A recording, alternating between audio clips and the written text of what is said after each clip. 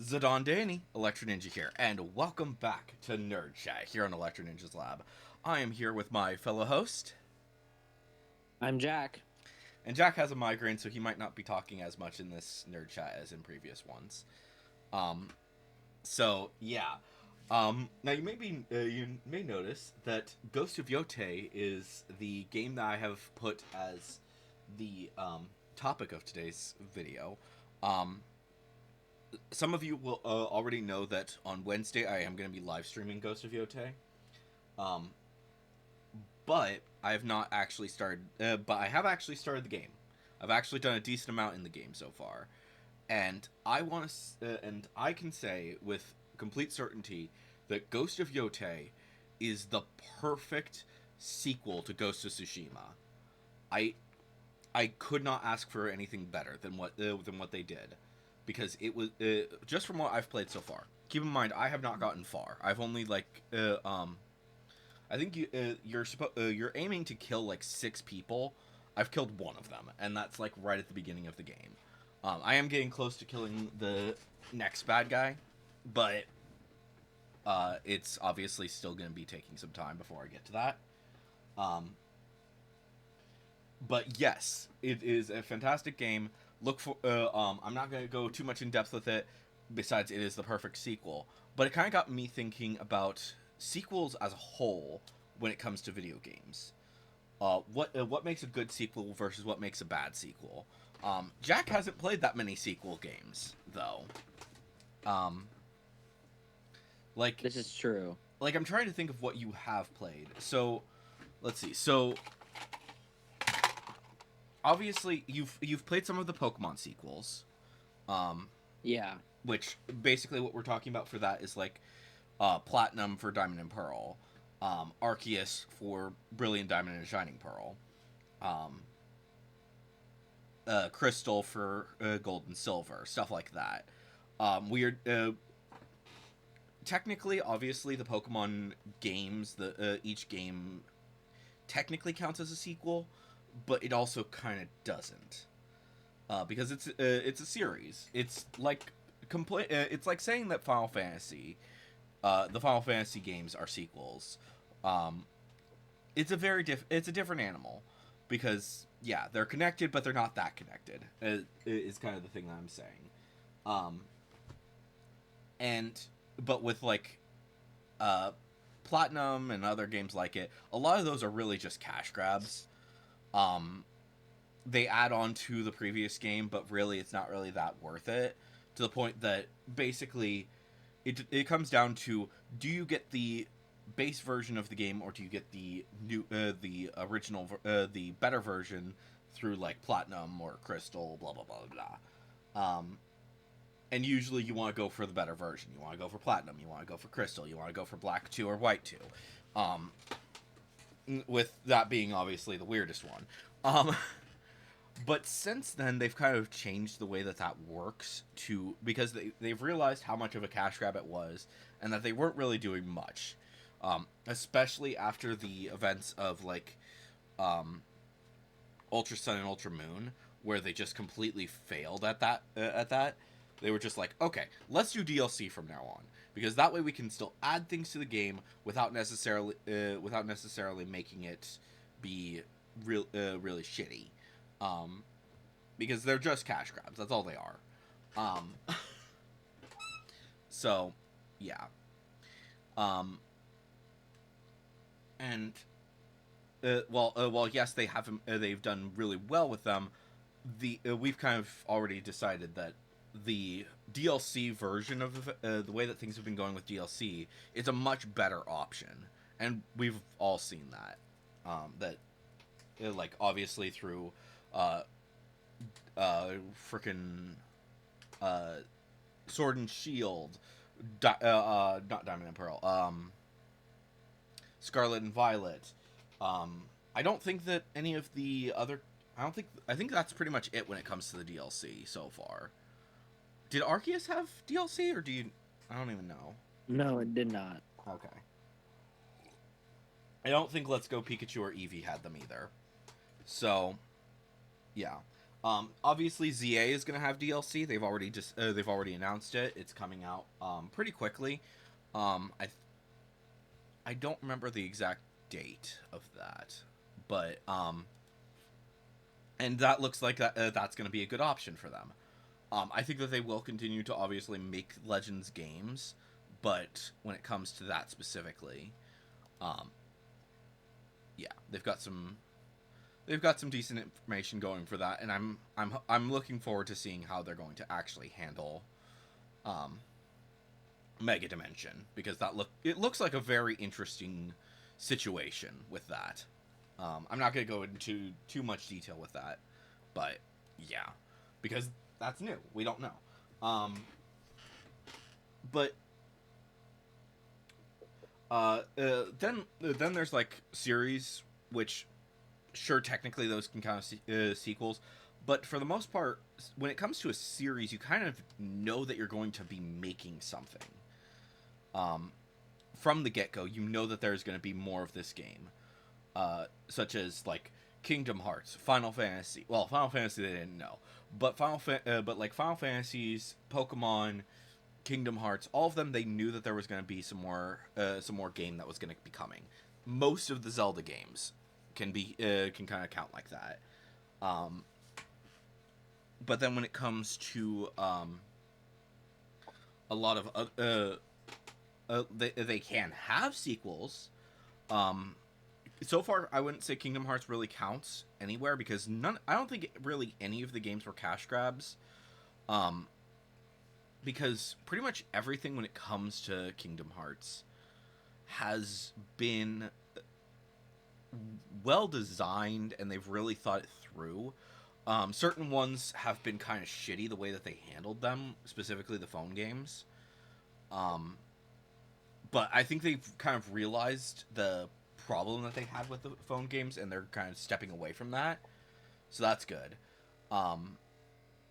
So we're probably going to be good on that front for a while. But as a whole, they haven't really had that issue. When it comes to like Final Fantasy, though, as well as for, like I said, Pokemon, that does have cash grab issues. Final Fantasy with like 10-2, 13-2, and Lightning Returns, all of those really count as cash grabs. And I would also say that technically 15 counts, except for the fact that 15 is just like a whole massive can of worms that we're not going to get into. But yeah, I don't know. It's like personally, because of how much I can see that 10-2 as well as 13-2 and Lightning Returns are cash grabs, I've never really wanted to play them that much. I've only played like a little bit of them. And like, granted, certain games, when it comes to the cash grab area, obviously people are going to purchase them. I think the biggest example of that was the recent Spider-Man games, the Insomniac's Marvel Spider-Man. Marvel Spider-Man, fantastic game. Lots of people loved it. And people had a shit ton of fun playing around with it. Then it came down to Miles Morales and Spider-Man 2, which they are cash grabs. That is all they are. They've barely added anything to them. Miles Morales is significantly shorter than the standard than the base game, and Spider-Man 2, while it is the same length as the original game and possibly bigger, it's insane how much of a cash grab it was, because it cost about 300 million is what the number is pointing to right now for a lot of that a lot of people are seeing for the budget. How accurate that is, we don't know, but it's basically, you have the models. You have the majority of the models. There's very few models that they had to get for Spider-Man 2. And like, granted, there could be some upscaling involved in that, because it's going from the PS4 to the PS5, but those games are not those consoles are not that much of a difference between them. So going up to 300 million is insane. and it's just a cash grab. It's basically just more of the game, and comparatively, a lot of the magic is gone from the original game. Um, and it happened pretty fast. I think that I wouldn't say that the upcoming Wolverine is necessarily the same situation because it's a different group of people who are going to be playing it. Sure, there's a lot of people who played Marvel Spider-Man and are going to be like, "Ooh, I loved Marvel Spider-Man. I want to see this." It's a very different group because it's one for an older audience, but also it's a different animal. It's not Spider-Man, it's Wolverine. Wolverine is very much more graphic and it does a lot more shit and it's insane. Um so yeah, there's that. I don't know. It's but I'm trying to think of like some ones that you've played. Um so you haven't played Tears of the What Kingdom. about like how are we feeling about remakes like Leaf Green, So, well, Fire Red? for I think there's a difference between movie remakes and video game remakes. I would say, um, remakes as a whole, when it comes to video games, is like this massive animal. What counts as a remake? What counts as a remaster? What counts as rehydrated? For lack of a better way of putting it, um, I think because a lot when it comes to remakes, it's there's so many various different versions of them. Like, sure, when it comes to the Pokemon ones, most of them are decent. Some of them have like major issues. Cough, cough. Brilliant Diamond and Shining Pearl. Um, but as a whole, I would say they're pretty good in certain situations. Some of them, it's just like, why did you do this? Um, a lot of it is the nostalgia and like some of these games like you'll never be able to play them again on any like or it's a lot harder to get them on certain things. Take for like if we take for example what's a good game to example? Let's use the recent well, not recent, but the somewhat recent pixel remasters for the Final Fantasy games 1 through 6. That is basically just taking the original game and remastering it to the current to suit the current systems. It's basically a port, but it's like slightly better graphics, a little bit better with that. That's all that those are. The yeah. Meanwhile, the Final Fantasy VII remake is a completely different animal from the original Final Fantasy VII. Is it bad? Debatable. Is it good? Debatable. um, I hate that it's such a weird thing with that. I mean, when it comes like there are certain games that have done really well, such as I say that the SpongeBob game, Battle for Bikini Bottom, that or Rehydrated is truly a fantastic version of the game, and it gave a lot of kids the opportunity to play it, because how many people have GameCubes now? I do. Well, yeah, but it's usually like people who had GameCubes or people who have a major amount of nostalgia for them. And I'm both. yeah, exactly. And then when it comes to when it comes to like the pixel remasters for the Final Fantasy games, very few people have like an NES or a like NES is even rarer than freaking and the same thing goes for the recent ways that they've been doing games on the Switch, where they've been putting all of the or not all of the previous games, but a lot of their previous games onto the Switch, so that you can play them with the collections and whatever. Like very few people have those old systems, and it gives them a chance to play it. Do they count as remasters, remakes, whatever? Kinda. It's a weird situation. It's so complicated when it comes nowadays. It's kind of complicated when it comes to ports and remasters and remakes. I think that probably the best way to do it is usually a remake or a remaster. So, take here's another example. That from what I understand, it's a good version. Um, Final Fantasy Tactics: The Ivalice Chronicles. Ivalice Chronicles is basically taking the base game and it's porting it to a certain degree, but it's also taking said game and allowing players to check it out for the very first time. Um, like the only things that are different in the remaster part of it is voice acting and slightly better graphics. But they also have the standard version where it's not where it's just a port, pretty much. No voice acting, no better graphics. It's just the base game, and it looks good. It does look like a very good option.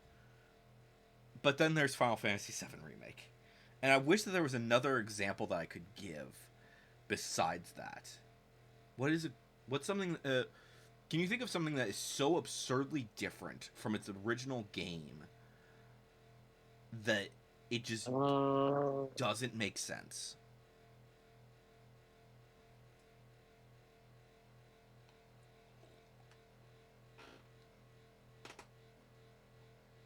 Because even like Pokemon, even the Pokemon games like Heart Gold, Soul Silver, and all of those games, those are better than their original.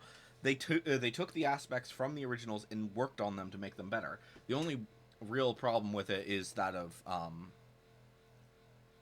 freaking Brilliant Diamond and Shining Pearl. But I'm like trying to think of something that is like so bad.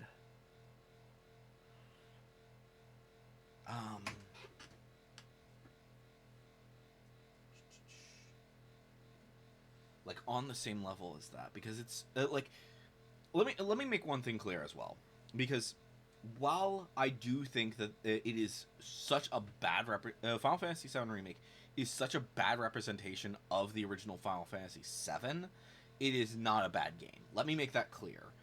It is still a decent game, but it's such a weird example that that's why I'm drawn to it to discuss it. There was something. Why am I forgetting what it was?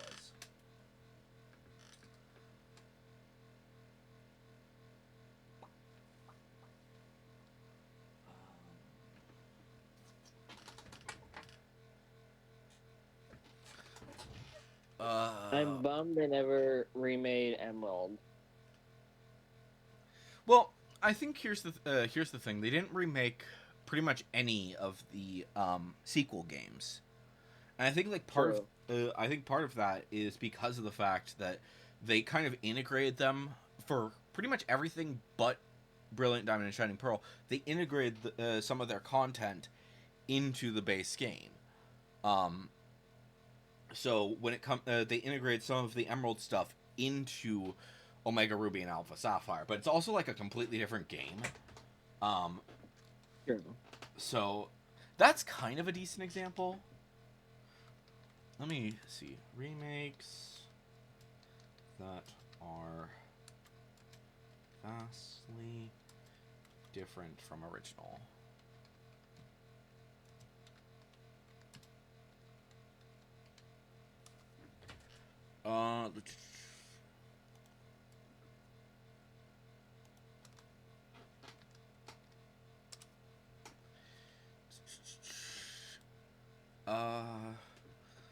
Reignite Trilogy is good. It did not change anything. That's basically just a remaster.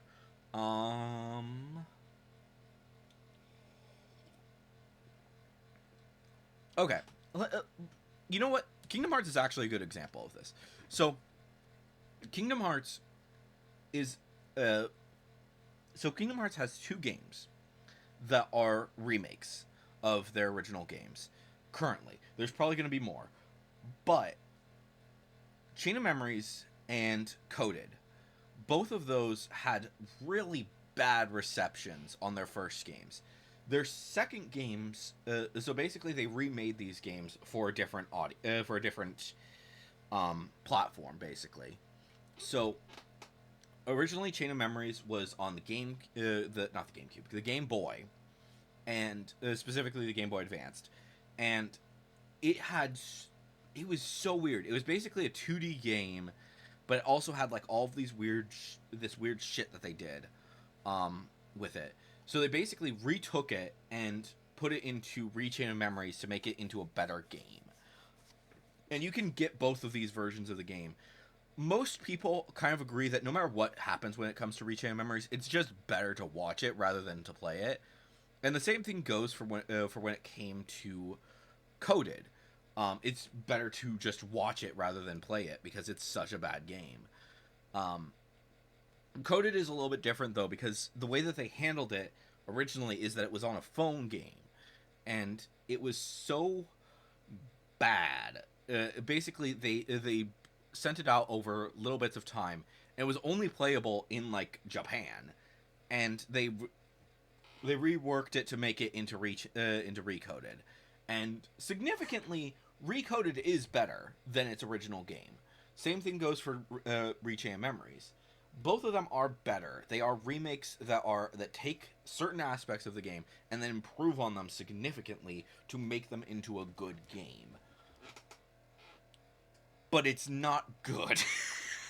The game isn't the game is better than its original with the vast changes that they did, which I would say similar level to that of the Final Fantasy VII remake. Not as significant because it's not like changing the story and whatever like the 7 remake is, but they take that and they change it so significantly that it's much better, but it's also still shit because the game is shit. There wasn't much that they could do about like Chain of Memories. No matter what version you're looking at, it's a really shitty card game that has never been good. So Chain of Memories, big whoop, no one's surprised. Coded had a lot of issues, and that's why they decided to make it into just a video. So yeah.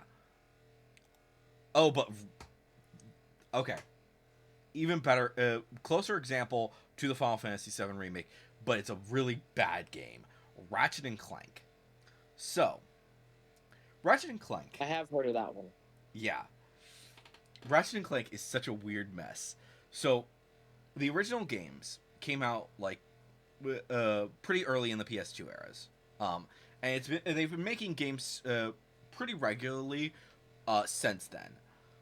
But in 2016, they made a movie that was basically it was retelling the story. It was basically doing a complete reboot of the entire series, from the very first game, and they changed so much, and then they made a game, and it's basically just the movie, but also taking aspects from the original game. So basically, they have all of the worlds that were in the original game, but they took them to rework them to properly fit with the story of the movie. And because the story of the movie is so vastly different from the original game, it's bizarre. It's one of the most bizarre situations that I can even think of, because mostly it's a port. It's a remaster. It looks like it's just the original game, but they made it better. But the problem is that they also have like all this lore of the world of Ratchet and Clank, and they're kind of like trying to make this is the canonical version of events here, because they changed a few things over time, but it went so badly that no one even even the next game that came out for Ratchet and Clank, which was Rift Apart, fantastic game by the way, doesn't even mention anything that it could tie it to the 2016 Ratchet and Clank remake. they specifically ignore, so that there is no way that you are going to connect this Ratchet and Clank to that Ratchet and Clank, because it's just so bad. It was so badly received, nobody wanted to talk about it. A lot of people got the game because they were like, "Ooh, Ratchet and Clank, this is gonna be fantastic. This is gonna be great. This is gonna look like the original game," and basically just a game version of the movie. And it's so bizarre. Like, I've said before that some movie video games are good. One of the best examples that I've said multiple times is Spiderwick Chronicles. Fantastic game. One of the best movie video games I've ever played. I would also say that like some of the other ones from around that era were pretty good, but pretty much everything since has been really trash. So yeah, I don't know. Spiderwick Chronicles, though, if you've watched the original movie, you've read the books, give the video game a chance because it's actually amazing. Um, that I think that's only on the PS2 though. I'm not 100% certain. It might have been ported to recent consoles, but I'd have to double check it. It probably hasn't because it's not considered a good game. But yeah, I don't know. But yeah, I think another aspect of remakes is whether or not it's a remake or a remake. So basically, when I say that, I'm like thinking like Spyro. So Spyro has technically three different remakes. Basically, so one of those remakes is the Reignited trilogy, which just takes the original games and makes them better. Fantastic game, great game, love it. It's just a remaster of the original games, and it's fantastic. But then there are two other versions of remakes that are basically taking it and redoing an entire story. It's a completely new story. It just takes the characters and reimagines them, and that is the Legend of Spyro games, which there are 3 of those, and then the Skylander series, which does not count as a Spyro game no matter what you say. As much as I say that it's a remake, it is also like the worst piece of garbage that has ever existed. So, yeah. Skylanders sucks. Fuck Skylanders. But, Legend of Spyro, it is not a game for people who, grew up with the original Spyro series. It is for a new generation. It was for a new generation, and that's fine. And the first 2 games, great games. They were fantastic games. They told the story that they wanted to tell, and they improved on things. They made it a very fun game. I will say this: Legend of Spyro and Legend of Spyro 2, both of those games are really good games. Legend of Spyro 3 has so many issues, and most of them come from the fact that it's a multi-platform game.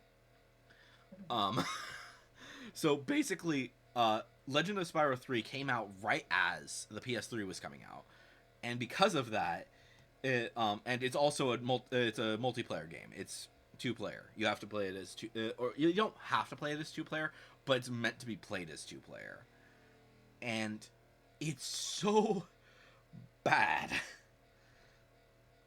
It's not a good game. And because of the fact that it was meant to be played as like a sequel to basically the characters aged. There was a time skip. There was all sorts of weird shit that happened.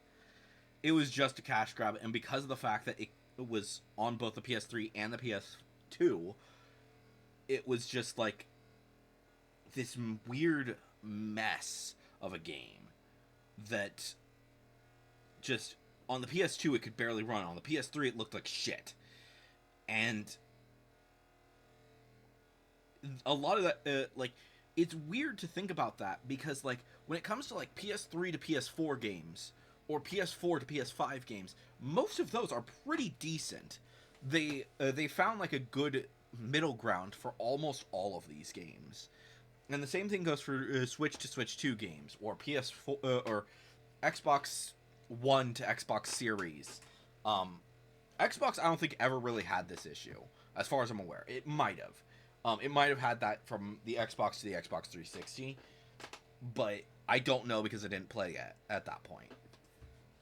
But between because the from the PS2 to the PS3, there was such a massive increase in like what the system could do. It was just this weird mess of a situation. Even like PS1 to PS2 kind of had this issue, but it was a very because they didn't really make any games that were PS1 and PS2. They just made games that were PS2 only or PS1 only. It was less of an issue. And basically what it was that if there was a game that was both PS1 and PS2, it was basically just the PS1 game, but on the PS2. So, and they didn't like have like significant improvements or whatever to the game system. So I don't know. It's weird. It's complicated. I've kind of gone off track. Oh. Nice. You did go off track, but it does sound good and fun. You know what is actually an interesting example of a video game that is a sequel?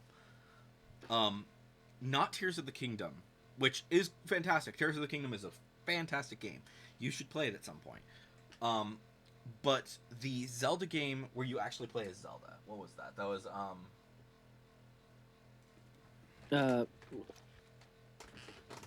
Oh God. Legend of Zelda. It was Echoes of Wisdom. Echoes of Wisdom. So Echoes of Wisdom is actually That was a sequel. a good one. That is a sequel game. I don't know if either of us played the original. The original was Link's Awakening, right? Yes. Did you play that? Yes. Okay. Both times. Okay. Yeah. So that is such a weird situation with that. I think that I might have Link's Awakening. Let's see here. Yeah. So the original game back on the what was that on? That was on the frickin' Game Boy Advance. Yeah, Game Boy Advanced. So that's a very that's a weird situation with that. So I've never played that because I didn't have a Game Boy Advanced. Nor did I It's play advanced, not advanced. whatever advance. But yeah, so Link's Awakening, Advance, I never played. And then I have not. I did consider playing the Switch version of Link's Awakening, but It's pretty good. I just haven't got. I just never got around to it. That's pretty much all that it is. But then I played Echoes of Wisdom, and that is such a weird situation because similar to, I would say, Tears of the Kingdom and Ghost of Yotei, you don't need to play the original game. Like Ghost of Yotei and Ghost of Tsushima are weird examples because of the fact that there's like a 200-year gap between the two games. But compared to like Tears of the Kingdom, as well as Echoes of Wisdom, there's no gap. There's no gap whatsoever. And yet both games are truly amazing. Like, you don't have to have played the original, but it still gives you information about the previous game that isn't overwhelming for players who did play it, but also catches people up who didn't play the original game. So, like I said, I didn't play I didn't play Link's Awakening, but I did play Echoes of Wisdom. But I still kind of have like an idea of what happened in Link's Awakening to a certain degree. So I kind of understand what is going on, but also Echoes of Wisdom is a very different game from Link's Awakening, from what I understand. So yeah, it is. So yeah, like it's the same world, and a lot of stuff happened, and you kind of get like a lot of glimpses at it and stuff like that. But Tears of the Kingdom is such an interesting game because you like for players who played Echoes of who not played Echoes of Wisdom, players who played Breath of the Wild, we see all of the changes that have happened to the world in the short amount of time that between I keep saying Echoes of Wisdom, Breath of the Wild and Tears of the Kingdom. Between those two games, there's just a small amount of time between the two games. But with that situation there, you start to understand a little bit more about like all of the different stuff with the characters, and you get a lot of ideas of what it is. And then when it comes to new players who are playing it for the very first time, they can see that Link had an impact on all of these characters from the previous game, specifically like the characters that you met in specifically the characters that you met in the previous game, how they react to seeing Link again, which it's such a it's a bit complicated because there are young characters and older characters. You see them aging, blah blah blah blah. There's all sorts of really fun stuff with that. It's a great game, seriously. But it's such a it's interesting because, like Ghost of Yotei, it's not a game that you have to have played the original, which is such a very few sequel games have actually done that well. Like, sure, the Pokemon games have done that well, but what's it? The Spider-Man games, you can't just jump into Marvel Spider-Man 2, really, because there is a lot of stuff that happened in the first game, as well as in Miles Morales, that like significantly make it better. Granted, you could play them, but yeah. And then like when it comes to Kingdom Hearts is such a weird animal because there's like you really shouldn't be going into pretty much any of the Kingdom Hearts games unless you've played the previous ones. And that's why that's the big reason why they've done the porting, basically getting 1.5, 2.5, 2.8. Those games exist on these other on pretty much every console because they know that players are not going to have played those original games, and they needed to play them before Kingdom Hearts 3 happened. So yeah. So they gave you a lot of different ways to understand how the game works. So yeah. But like the thing about that is that it's a long overarching story. I think when it comes to Kingdom Hearts specifically, when it comes to its sequels and the continuation of its story, it's a lot like an anime, a long running anime, something like Pokemon, something like One Piece, something like I don't know. There's like a shit ton of others. Dragon Ball. It's like those, and eventually it's gonna come to an end. At this point, they're actually like talking about how they're wanting to end the game, the series, because Nomura is planning on retiring soon, and he's like working out exactly like what he wants to have it happen. Whether or not the game is going to finish before he leaves the company, or if it's going to be something that he basically becomes like a producer or something after he retires, and basically like, okay, this needs to go here, this needs to go there, finish up the story after I've retired. But yeah, there's a lot with so yeah, Kingdom Hearts is coming to its close, blah blah blah blah. But yeah, I don't know. It's interesting to say the least.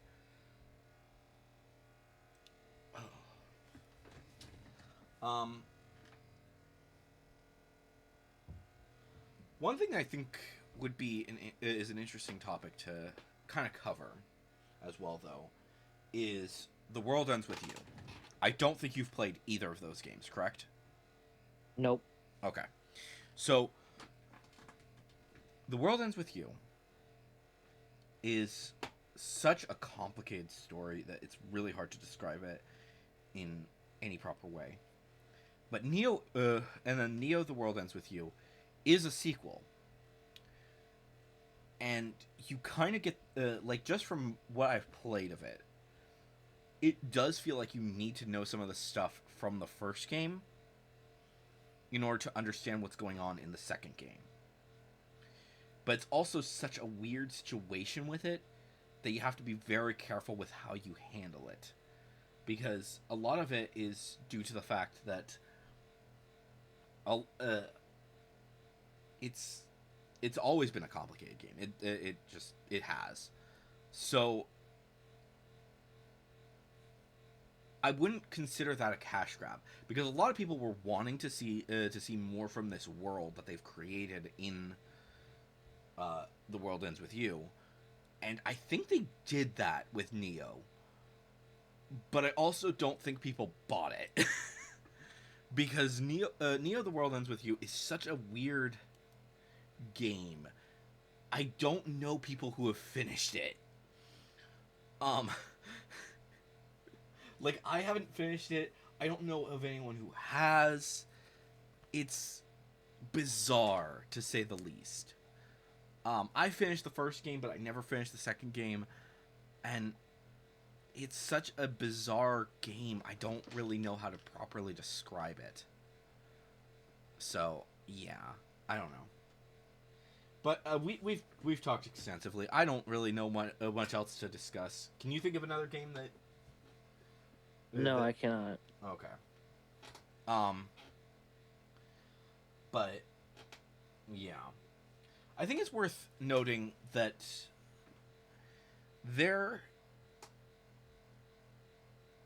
it's interesting to me the difference between sequel game. So another thing that I do actually want to bring up is certain anthologies, things that make games pretty much every year, specifically shooters.